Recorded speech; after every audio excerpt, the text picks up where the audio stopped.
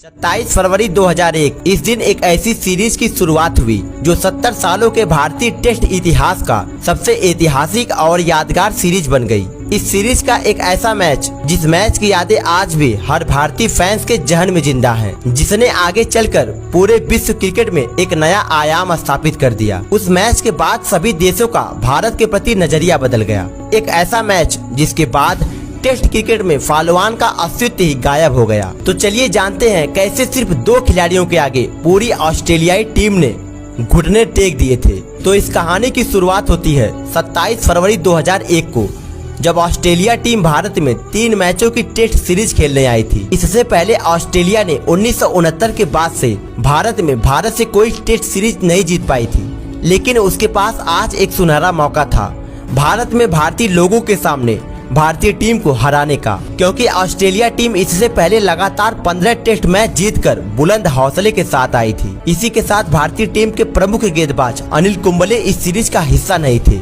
इस सीरीज का पहला मैच शुरू होता है। ऑस्ट्रेलिया ने टॉस जीता और पहले भारत को बल्लेबाजी करने के लिए आमंत्रित किया। मुंबई के वानखेड़े स्टेडियम में भारतीय टीम ऑस्ट्रेलियाई गेंदबाजों के आगे टिक नहीं सकी।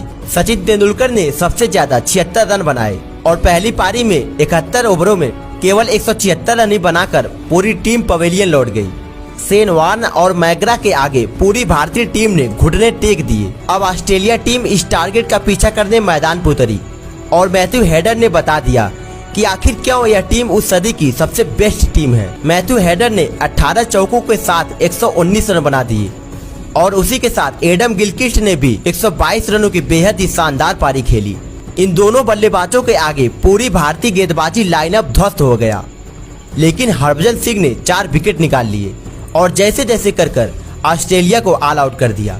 अब भारतीय टीम दूसरे इनिंग में कमबैक करने के इरादे से मैदान पर उतरती है, लेकिन इस बार भी सचिन के सिवाय कोई भी बल्लेबाज पिच पर नहीं टिक सका और पूरी भारतीय टीम मात्र 46 रनों की लीड लेकर पूरी टीम पवेलियन वापस चली गई। अब ऑस्ट्रेलिया को यह मैच जीतने के लिए मात्र 47 रन बनाने थे, जिसको ऑस्ट्रेलिया टीम ने मात्र 7 ओवरों में ही हासिल कर लिया। ऑस्ट्रेलिया लगातार 16 मैचों से अजेय थी। इस सीरीज का पहला मैच ऑस्ट्रेलिया ने भारत को बहुत ही बुरी तरीके से हरा दिया, जिसकी वजह से सौरव गांगुली की कप्तानी पर सवाल उठने लगा और राहुल द्रविड़ के खराब प्रदर्शन को देखकर पूर्व ऑस्ट्रेलियाई खिलाड़ी इयान चैपल ने कहा कि द्रविड़ कभी भी भारत को मैच नहीं जिता सकते। और इसी के साथ पूर्व भारतीय गेंदबाज विशन वेदी ने भी इस हार को भारतीय क्रिकेट की मौत करार दे दिया। अब 30 साल बाद अपनी ही धरती पर सीरीज हारने का खतरा था। ऐसे हालात में अगला मैच 11 मार्च को कोलकाता के ईडन गार्डन में शुरू होता है, जो इतिहास के पन्नों में हमेशा हमेशा के लिए अमर हो गया। ऑस्ट्रेलिया ने टॉस जीता और पहले बल्लेबाजी करने का फैसला किया। ऑस्ट्रेलियाई बल्लेबाजों ने एक बार फिर से सभी भारतीय गेंदबाजों पर टूट पड़े और ऑस्ट्रेलिया को एक शानदार शुरुआत दिलाई। 161 रनों पर केवल 1 विकेट था। मैथ्यू हेडन के 97 रन और स्टीव वॉ के शतक की मदद से ऑस्ट्रेलिया टीम एक विशाल स्कोर की तरफ बहुत ही तेजी से बढ़ रही थी, लेकिन एक 22 साल का युवा गेंदबाज हरभजन सिंह ने 7 विकेट निकाल ऑस्ट्रेलियाई टीम को बैकफुट पर ढकेल दिया और इसी के साथ हरभजन सिंह ने इस इनिंग में हैट्रिक भी लिया, जो भारतीय टेस्ट क्रिकेट इतिहास की पहली हैट्रिक थी। और देखते ही देखते पूरी ऑस्ट्रेलियाई टीम ऑल आउट हो गई। ऑस्ट्रेलिया टीम पहली पारी में 445 रन ही बना सकी। अब इस टारगेट का पीछा करने उतरी भारतीय टीम की शुरुआत बेहद ही खराब रही। पहले ही ओवर में भारत को पहला झटका लग गया और देखते ही देखते पूरी टीम पवेलियन वापस चली गई और मात्र 171 रन ही बना सकी। अभी तक इस सीरीज में भारतीय टीम पूरी तरह से बैकफुट पर थी। इस मैच में भारतीय टीम हार के कगार पर खड़ी थी। ऐसे हालात में ऑस्ट्रेलिया के पास 274 रनों की बढ़त थी। पूरा का पूरा मोमेंटम ऑस्ट्रेलियाई टीम के साथ था और इसी के साथ ऑस्ट्रेलिया ने भारत को फॉलोऑन दे दिया, जो आज तक की ऑस्ट्रेलियाई टीम की सबसे बड़ी गलती है। ऐसे में भारतीय टीम को दोबारा से बल्लेबाजी करने के लिए आना पड़ा। इस बार भारत का पहला विकेट 52 रनों पर गिरा और 115 रनों पर सचिन के रूप में दूसरा विकेट गिरा, लेकिन फिर भी पूरी ऑस्ट्रेलियाई टीम जश्न मना रही थी, क्योंकि यह सचिन का विकेट था।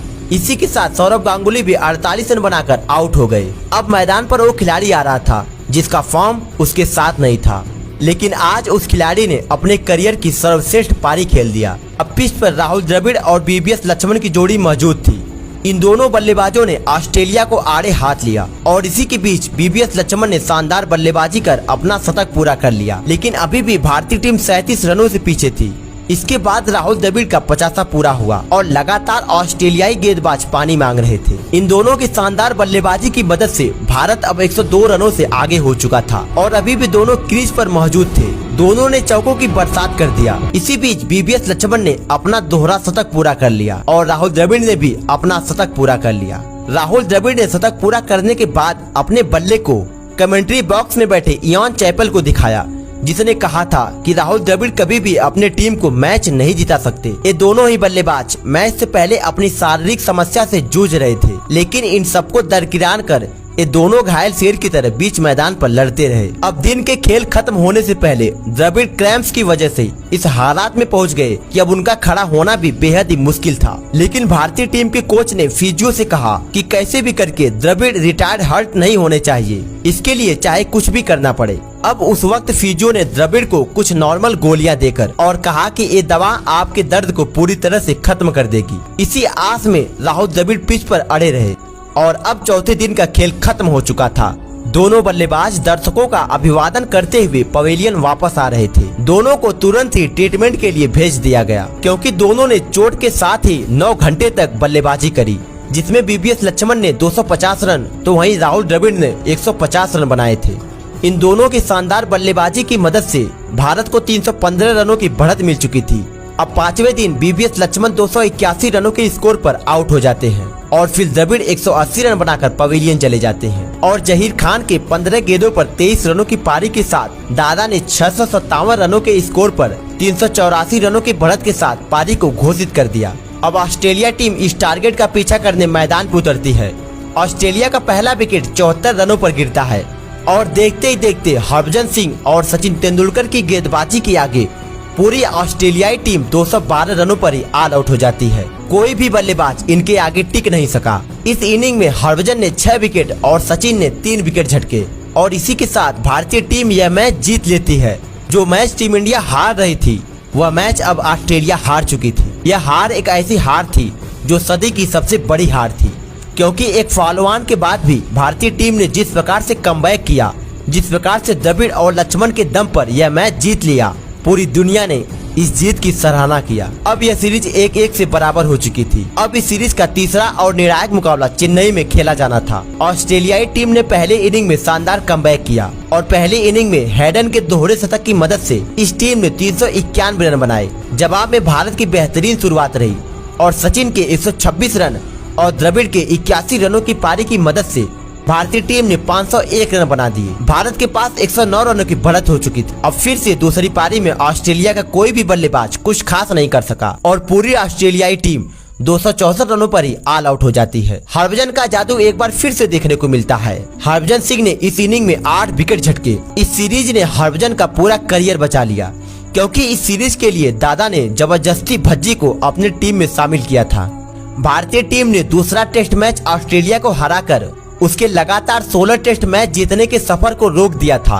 तो वहीं अब इस सीरीज को जीतने के लिए केवल 155 रनों की जरूरत थी। भारतीय टीम को पहला झटका जल्दी लगा, लेकिन सचिन के रूप में दूसरा विकेट 102 रनों पर गिरा। जीत के लिए मात्र 54 रनों की जरूरत थी, लेकिन सामने ऑस्ट्रेलिया टीम थी, इतनी आसानी से हार नहीं मानने वाली थी। उसके बाद लगातार विकेट गिरते जा रहे थे और देखते ही देखते भारत ने 135 रनों पर ही 5 विकेट गंवा दी और उसके बाद 66 रन बनाकर शानदार बल्लेबाजी कर रहे बीबीएस लक्ष्मण आउट हो जाते हैं। जिस मैच को भारतीय टीम आसानी से जीत रही थी, अब हार के कगार पर आ खड़ी हो चुकी थी। एक वक्त के लिए पूरे देश की सांसें थम सी गई थी। भारतीय स्कोर बोर्ड में कोई रन जुड़ पाता कि एक और विकेट गिर गया।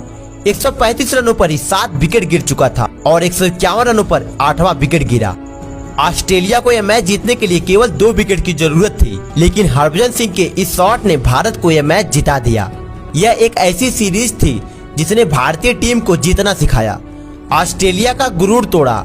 सचिन दूसरे सबसे ज्यादा विकेट लेने वाले गेंदबाज बने। इस सीरीज का दूसरा मैच जिसमें भारत को फॉलोऑन दिया गया, उसके बावजूद भी भारतीय टीम ने उस मैच को जीत लिया। भारत फॉलोऑन देने के बाद जीतने वाली तीसरी टीम बन गई और ऑस्ट्रेलिया फॉलोऑन देने के बाद हारने वाली तीसरी टीम बन गई और कुछ इसी तरह कुछ यादगार लम्हे के साथ इस सीरीज का अंत हो गया।